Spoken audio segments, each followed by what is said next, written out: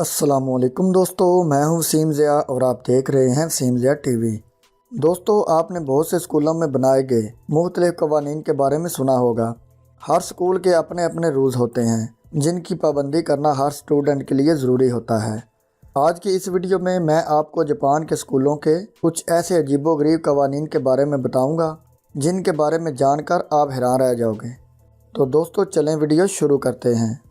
Subscribe کریں Wasim Zia T V کو اور بیل کے آئیکن کو لازمی دبائیں انفارمیٹیو ویڈیو سب سے پہلے دیکھنے کے لیے۔ دوستو، جاپان کے لوگ وقت کی بہت زیادہ پابندی کرتے ہیں۔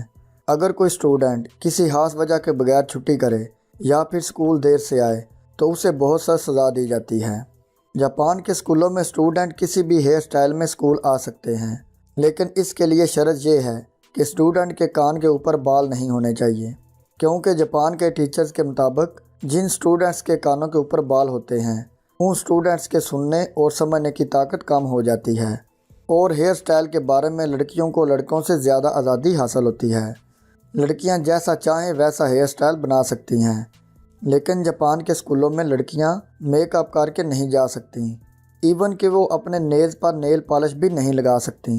اسکول کی انتظامیہ ایسا اس لیے کرتی ہے کیونکہ وہ چاہتے ہیں کہ اسکول میں آنے والے اسٹوڈنٹس بناؤ سنگار سے زیادہ اپنی پڑھائی پر توجہ دیں۔ اسکول میں اگر کوئی لڑکا شرارت کرتا ہوا پکڑا جائے تو اسے 7 دن کے لیے لڑکیوں کی کلاس میں بٹھا دیا جاتا ہے تاکہ اسے اپنے کیے پر شرمندگی ہو سکے اور وہ دوبارہ ایسی شرارت نہ کرے۔ جاپانی اسکول کے اسٹوڈنٹس کو دنیا کے سب سے زیادہ خطرناک اور لڑائی کو پسند کرنے والا سمجھا جاتا ہے، کیونکہ یہاں اسکول میں ہونے والی لڑائی کی وجہ سے اسٹوڈنٹس ایک دوسرے کو جان سے بھی مار دیتے ہیں۔ جاپان میں اسکول کی صفائی کے لیے کوئی بھی ملازم نہیں ہوتا، کیونکہ اسکولوں میں صفائی اسٹوڈنٹس اور ٹیچرز مل کر کرتے ہیں۔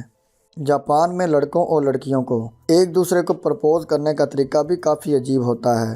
اگر لڑکے کو کسی لڑکی سے پیار ہو جائے تو وہ اس لڑکی کو ایک حالی پیپر دیتا ہے، اور اگر لڑکی وہ حالی پیپر لیتے ہوئے مسکرا دے تو سمجھا جاتا ہے کہ لڑکی نے لڑکے کا پرپوزل قبول کر لیا ہے، اور اگر ایسا نہ ہو تو پھر وہ لڑکی کسی ٹیچر کو کمپلین بھی نہیں کر سکتی، کیونکہ پیپر بالکل خالی ہوتا ہے۔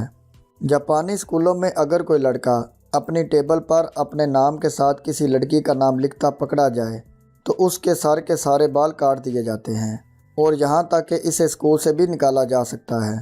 جاپانی اسکولوں میں سیلف ڈیفینس کی کلاس بھی ہوتی ہے، جس میں اسٹوڈنٹس کو سیلف ڈیفینس کے مختلف طریقے سکھائے جاتے ہیں۔